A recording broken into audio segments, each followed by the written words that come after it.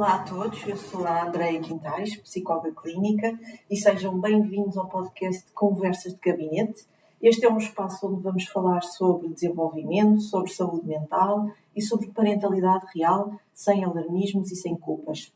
E hoje vamos falar de um tema que preocupa muito os pais, quando procurar a primeira consulta de psicologia e quando as dificuldades escolares não significam necessariamente uma avaliação psicológica. E para me ajudar nesta conversa, convidei a minha colega psicóloga Patrícia Canaverde. Olá Patrícia, seja bem-vinda. Olá, obrigada desde já pelo convite, Andréia. Olha Patrícia, para começarmos eu gostava que tu te apresentasses, portanto falasses aqui um bocadinho sobre o teu percurso profissional. Olha, então, sou psicóloga clínica, estudei no ISPA, fiz um mestrado em clínica. Inicialmente trabalhei mais e durante alguns anos na área de liderança estratégica de recursos humanos e depois decidi, porque de facto era o que mais me motivava, era a clínica, decidi enverdar depois pela área de clínica, tendo feito, portanto, o estágio no Hospital de Cascais. E depois, depois de fazer o acesso à ordem, acabei por trabalhar sempre e que mantenho em clínica privada, portanto, seja com adolescentes, crianças, adultos e famílias. Para além disso, faço também formação, que é uma área que herdei dos recursos humanos e que continuo a gostar bastante. Patrícia, acho que muitos pais já tiveram aquele pensamento: será que preciso de levar o meu filho ao psicólogo? Em que momento costuma surgir esta dúvida? Olha, eu sinto que a dúvida dos pais não surge de um dia para o outro, porque raramente é um episódio isolado que os faz trazer os filhos à consulta. Eu acho que trata-se daqui de um acumular de sinais, pequenas coisas que começam a preocupar. Nomeadamente, inicialmente os pais começam por pensar: isto pode ser da idade, isto vai passar. É uma fase. Exatamente. Agora, o momento da dúvida, eu penso que aparece quando o comportamento começa a ser mais intenso e mais persistente em algumas áreas importantes da vida da criança, seja em contexto escolar, seja no contexto familiar. Portanto, quando começamos aqui a detectar alguns sinais de alerta. Sim. Quanto tempo é normal uma criança ter dificuldades antes de haver aqui esta preocupação? Olha, eu diria que não é tanto uma questão de tempo para mim, mas mais uma questão de intensidade, de frequência e até de impacto que isso possa trazer para a vida da criança. É absolutamente normal que uma criança tenha fases difíceis, não é?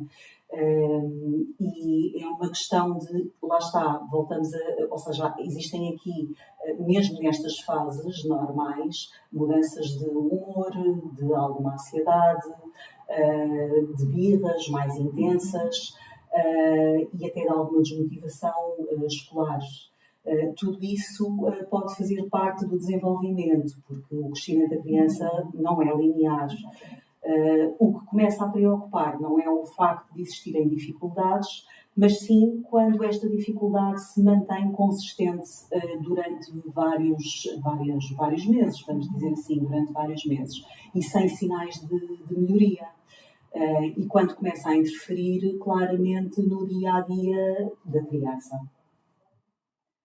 Como distinguimos uma fase normal de uma dificuldade persistente? Porque são coisas diferentes, não é? Sim. Olha, o que eu acho que ajuda a distinguir é uma fase normal de uma fase persistente.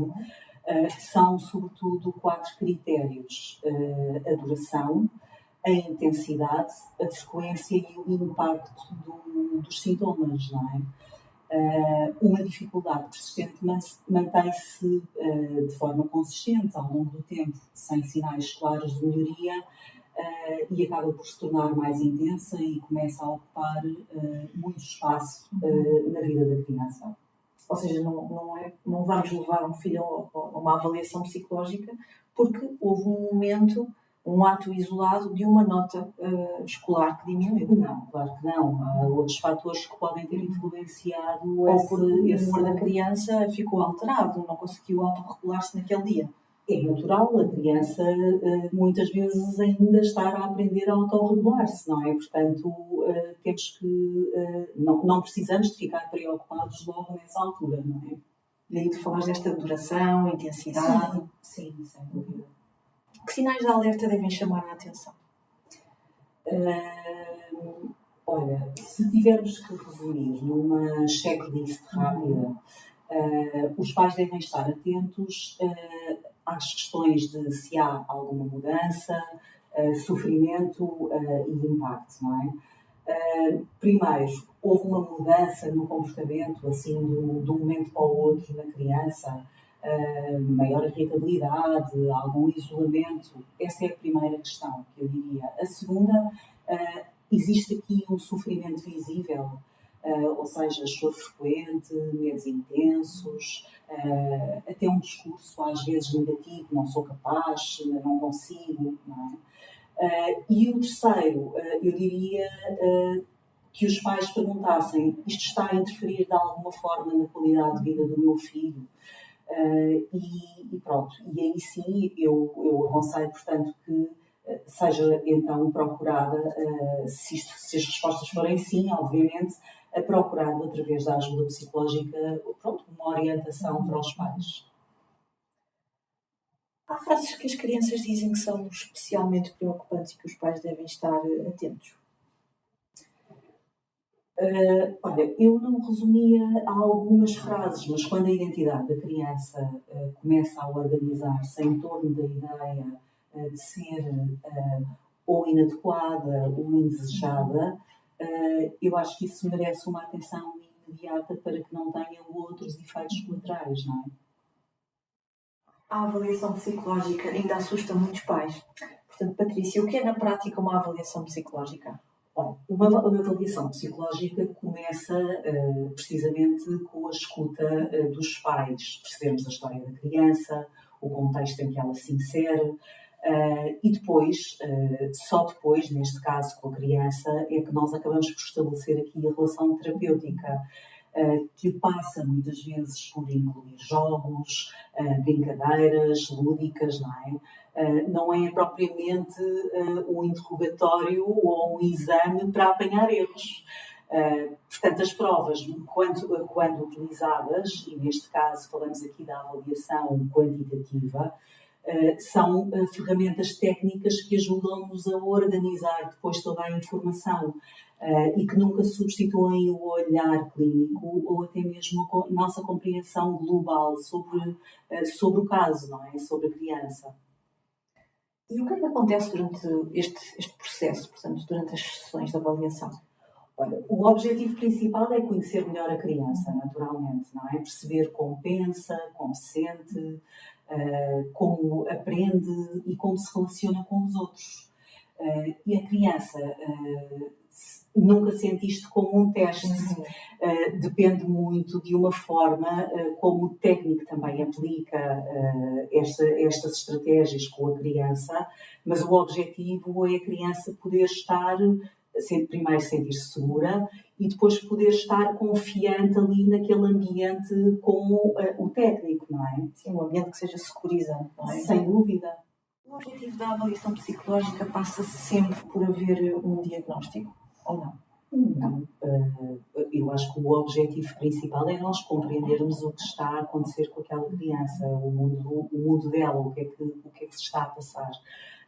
Nem sempre uma avaliação requer, obviamente, um resultado como um diagnóstico. Portanto, o resultado final não tem de passar obrigatoriamente por um diagnóstico. Não. O que é que acontece depois de terem sido aplicadas todas as provas, ou a bateria de provas que tu consideraste necessária para a realização da avaliação? Olha, é reunido todos os dados que nós obtivemos dessa avaliação, analisamos, caso tenhamos alguma dúvida, voltamos a aplicar mais alguma bateria para que o resultado seja um resultado seguro daquilo que estamos também a transmitir aos pais e depois falamos com os pais sobre, obviamente, tudo aquilo que é observado, reunimos novamente com eles, aplicamos algumas estratégias em caso de necessidade ou alguma necessidade de se fazer aqui também intervenção psicológica. E caso existam outras áreas que eventualmente estejam mais associadas ou dificuldades cognitivas mais comprometidas, então reencaminhamos também para a equipa multidisciplinar para que possam, em parceria, ajudar-nos, portanto, em todo este processo. Uma parte igualmente importante, Patrícia, nem todas as dificuldades escolares são dificuldades de aprendizagem. Portanto, em que situações a avaliação não é a primeira resposta? Portanto, não é a prioridade? Olha, a avaliação não é o primeiro passo em todas as situações, naturalmente, como dizes, mas é uma ferramenta muito útil quando precisamos de compreender melhor o que está a acontecer, como é que podemos apoiar aquela criança de forma mais adequada. Há situações em que as dificuldades podem estar apenas relacionadas com momentos de mudança, de adaptação, e nestes casos, muitas vezes, o primeiro passo até pode ser observar um pouco mais, conversar com a criança e tentar pequenos ajustes no seu dia-a-dia, orientando os pais com algumas estratégias para lidarem com as questões que nos são trazidas, não é? Que fatores do dia-a-dia influenciam mais o rendimento escolar? Olha, Andreia, no meu caso, eu considero que os fatores são vários, não é? Desde o sono, portanto, aqui há alguma alteração no sono, a questão dos ecrãs, que eu acho que não pode ser deixada de parte, o excesso de atividades, muitas vezes, que é outra que eu acho que é importantíssima, a agenda tão preenchida. Crianças com agendas de adultos. Crianças com agendas de adultos, tal e qual, não é? E a falta de rotinas também, depois aqui, tudo isto depois acaba por envolver também as questões da autonomia no estudo. Portanto, eu diria que são estas as principais. Os principais fatores que poderão influenciar. Patrícia, tu tocaste aqui em fatores muito importantes. Podemos ir aqui ao impacto do sono. Sim, portanto, o sono tem um impacto muito grande no desenvolvimento e no rendimento escolar das crianças. Enquanto dormimos, o nosso cérebro continua a trabalhar, a organizar a informação e que, portanto, aquela informação que foi apreendida durante o dia consolida as nossas memórias também e recupera a energia para o dia seguinte. Depois os pais, por isso, devem promover boas rotinas e de preferência com alguma consistência, não é? Especialmente durante a semana, mas também ao fim de semana, mas especialmente durante a semana, não é? E a questão dos ecrãs, que tanto se fala? Olha, eu costumo dizer que o ideal era não existirem, não é? Mas, de facto, nós não podemos negar que eles fazem parte do nosso dia-a-dia. Portanto, não faz sentido excluí-los, não é? Portanto, se existe, se é uma realidade. É quase impossível, não é? Fazer uma coisa dessas. Portanto, aquilo que eu diria é tentar aqui não eliminá-los, mas perceber como é que eles estão a ser usados e em que quantidade, portanto, em que número de horas, neste caso. Quando o uso é excessivo, ele também vai fazer com que o sono tenha impacto, não é? Porque os ecrãs estimulam muito a criança e os adultos também, é exatamente a mesma coisa. Podem também trazer alguns prejuízos naquilo que é a atenção, a concentração da criança, e por isso devemos aqui ter algum controlo, e especialmente o controlo dos pais, com regras talvez bem definidas do tempo em que ele pode ser usado e quando pode ser usado. Regras consistentes, não é? Claras e bem estruturadas. Sem dúvida. Que sejam compreendidas pela criança. Sim, sim. Tu vês muitas crianças sobrecarregadas. Portanto, há pouco falámos sobre as agendas, não é? As crianças com agendas de adultos. Sim, sim. De facto, as crianças hoje em dia, grande parte delas têm agendas muito preenchidas, não é? É a escola, é as atividades extracurriculares, são as explicações, é o desporto, é a música. Portanto, estamos todos os pais aqui, às vezes, aqui a criar um bocado como se gêmeos, não é? Que fizessem e que soubessem fazer tudo. Pode algumas destas coisas, de facto, serem positivas, mas nós não nos podemos esquecer do principal. Uma criança precisa de brincar e precisa de tempo para brincar. Uma agenda nem sempre significa, ou seja, uma agenda cheia, nem sempre significa mais desenvolvimento. Às vezes o que a criança precisa mesmo é do tempo para brincar e é aí que ela acaba por se desenvolver, crescer, muitas vezes lidar e saber lidar com a frustração e, portanto... Ou seja, a palavra-chave será equilíbrio. Equilíbrio. Às vezes o problema não está na criança, não é? Portanto, às vezes está na agenda que ela tem. Sim. E em relação a isso, sim, eu acho que sim. E a ansiedade dos pais? Como é que a ansiedade dos pais pode influenciar o desenvolvimento das crianças? Olha, muitas vezes a ansiedade dos pais não nasce apenas dentro da família, mas também das expectativas que, e eu acho que isto é importante dizer, das expectativas que a sociedade acaba por nos impor de alguma forma, não é? O que acontece é que as crianças muitas vezes são sensíveis muitas vezes e sempre, não é? Sensíveis ao clima emocional à sua volta.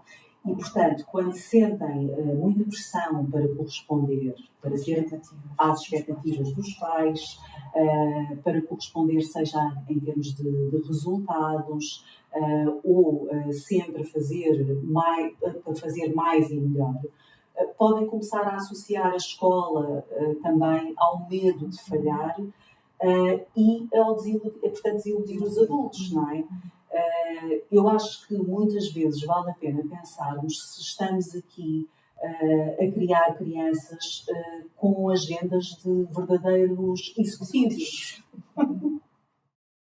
Patrícia, muitas vezes fala-se com professores, técnicos, mas pouco com a criança. Portanto, o que dizem as crianças quando finalmente existe espaço para elas falarem? Olha, quando lhes damos espaço para elas falarem sem julgamento, muitas crianças acabam por mostrar-nos que o problema não é falta de capacidade, mas sim ou excesso de pressão, ou cansaço e até alguma insegurança. Que sugestões de perguntas podes dar aos pais para fazerem em casa? Olha, se calhar, às vezes, em vez de nós perguntarmos, enquanto pais, só como é que correu a escola, fazermos perguntas de qual é que foi o dia, do dia, o que é que foi mais difícil para ti?